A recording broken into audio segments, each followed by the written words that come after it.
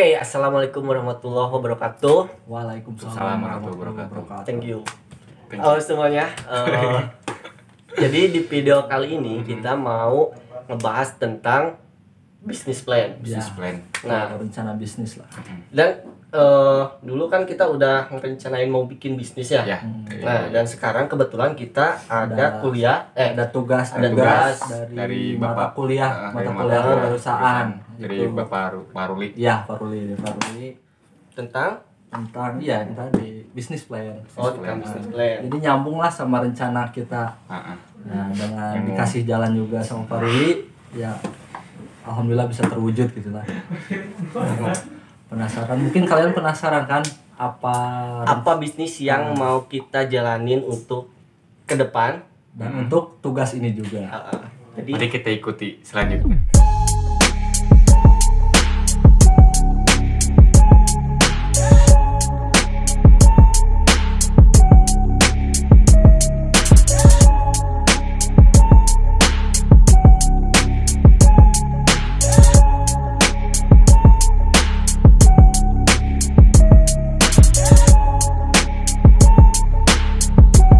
Nah, oke. Jadi pasti kalian udah tahu kan usaha apa yang tadi kita obrolin? Apa? Ikan mujair. Betul. Budidaya ikan mujair. Ya. Jadi kan dulu kita mau udah. ada cita-cita untuk bikin Usaha ikan. ya. Dan sekarang ya alhamdulillah mulai Terrealisasikan. walaupun belum gede lah. Nah, kenapa kita di sini mengambil Ikan mujair. ya bisnis budidaya ikan mujair? Nah, karena dalam bisnis ini sesuai apa ya? Dari kita nanya-nanya ke peternak, bukan peternak, pembudidaya ikan. Yang udah senior itu. Jadi ikan mujair itu termasuk ikan yang mudah untuk perawatan. Di samping itu kita Itu adalah salah satu makanan pokok juga. Yang mudah dikonsumsi lah gitu buat masyarakat. Jadi dalam bisnis ini para pembisnis dalam bidang ini jarang ada yang mengalami kerugian. Ya. itu Kenapa benar. tidak mengalami kerugian? Ya karena tadi itu ya gitu. Nah, itu cocok banget buat kita yang lagi belajar usaha kan. Iya, usaha. Maka kita ngambil untuk budidaya ikan mujair. Di samping mudah perawatannya, keuntungannya yang cukup besar dan begitu guys. Itu alasan kita mengambil bisnis ini. Dan ikan mujair juga ikan yang paling populer dikonsumsi oleh masyarakat Indonesia. Karena apa? Apaan, Di? Banyak Karena protein. mengandung banyak protein. Lalu Apalagi? Hah? Ya, mengandung banyak protein. Iya, benar. tepatnya begitulah. Jadi gitu guys. Dan pasti bisa juga buat pemancingan ikan gitu udah ya. Iya. Banyak lah buat ininya. gunanya gitu. Ya cuman intinya kita mengambil bisnis ini karena bisnis ini mudah, keuntungannya juga bisa dikatakan cukup menguntungkan buat juga. kita juga lah. Ya kita udah menganalisis juga ke beberapa peternak juga ya. Oke, jadi di dalam suatu perusahaan ataupun bisnis tentu pasti ada visi dan misi. Nah, usaha kita pun mempunyai visi dan misi untuk kedepannya. Kira-kira visinya apa? Ayo. Menjadi pembisnis pilihan pelanggan pecinta ikan. Ya terutama ikan mujair. Selain visi juga kita juga pasti ada misi. Karena itu. misi adalah satu tujuan untuk mencapai visi tersebut. Ya. Apa saja misinya? Misinya apa, Bay? itu menjaga kualitas ikan supaya baik terus dan menjadi pilihan pelanggan terus juga.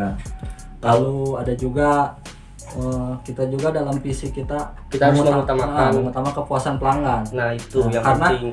jika pelanggan puas, pelanggan nyaman, pasti akan balik lagi ke kita. Ya, mereka akan menjadi konsumen setia untuk kita dan mudah-mudahan visi dan misi ini bisa tercapai dan perusahaan kita menjadi bukan perusahaan, usaha kita menjadi besar. Dan yang lebih penting dalam mengelola bisnis kita harus jujur. Karena jika tidak jujur, apapun itu tidak akan maju atau tidak akan sukses ke depannya. Nah, jujur itu nomor satu. Selain visi misi juga kita tidak kalah penting memiliki analisis SWOT. Apa sih itu analisis SWOT?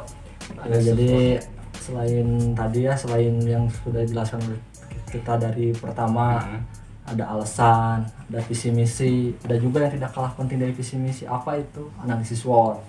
Ya itu. Ya, analisis SWOT ini adalah salah satu cara juga untuk melakukan strategis atau mengevaluasi maupun memonitor juga. Nah, analisis SWOT dalam bisnis kita ini yaitu ada yang pertama, akan saya jelaskan dulu dari strength. Strength itu adalah kekuatan.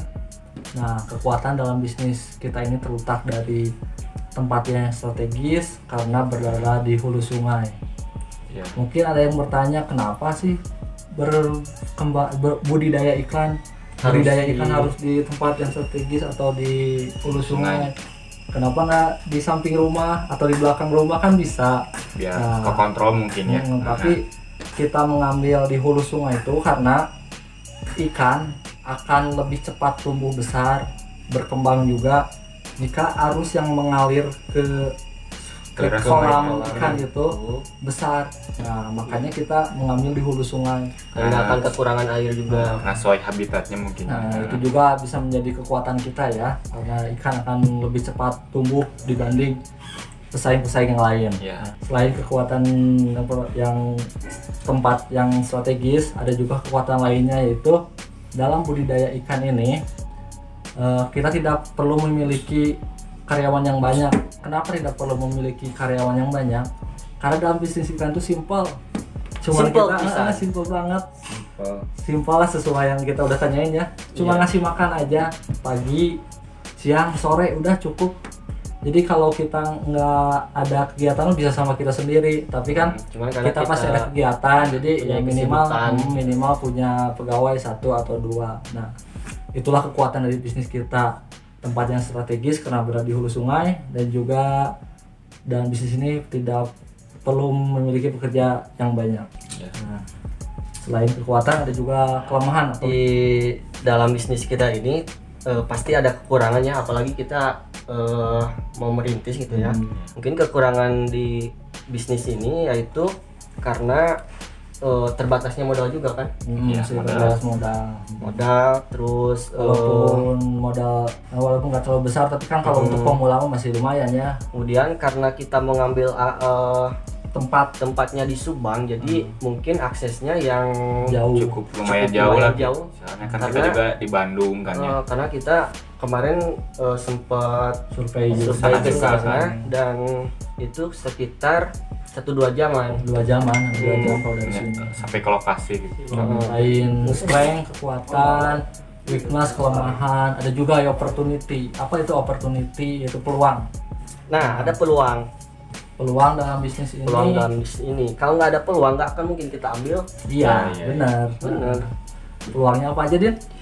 Kalau untuk peluang mungkin udah dijelasin tadi. Kita nggak akan, kalaupun rugi, kita nggak akan terlalu banyak kerugian, terlalu besar juga karena gitu. Terus untuk harga pasaran, kebetulan sekarang saat lagi pandemi gini, harga ikan cukup tinggi juga ya. Jadi sebenarnya sih bukan karena pandemi juga, karena curah hujan lah gitu.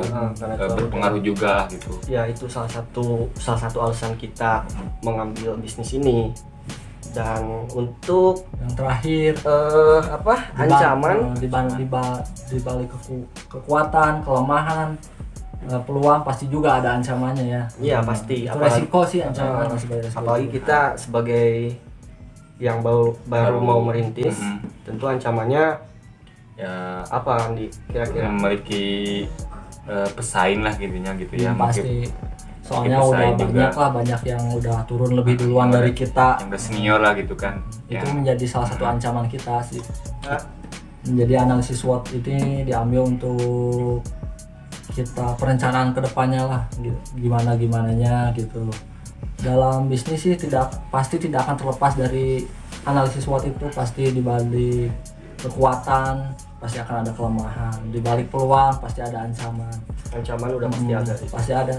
Emang sih kelemahan dan peluang itu tidak bisa dihilangkan, tapi kalau kita sudah menganalisis setidaknya kita minimalisir. Makanya dalam bisnis ini bisa dikatakan perlulah kita melakukan analisis SWOT ini biar tahu bagaimana strategi yang akan kita ambil atau akan kita evaluasi ke depannya, begitu. Siapa? Ya gitu kira-kira. Oke, di sini saya akan menjelaskan sistem pemasaran usaha kita dengan sistem pemasaran STP. STP yaitu segmenting, targeting, dan positioning.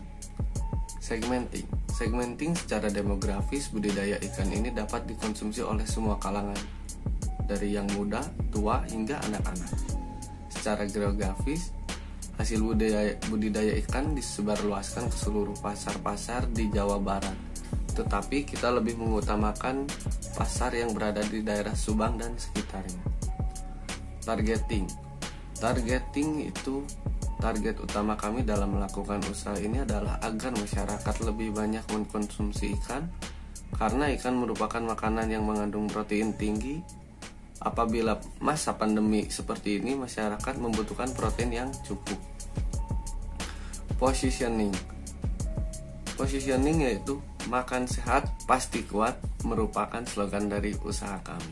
Karena dengan ikan yang sehat dan berkualitas dapat memberikan kepuasan tersendiri bagi konsumen. Cukup sekian dari saya, terima kasih.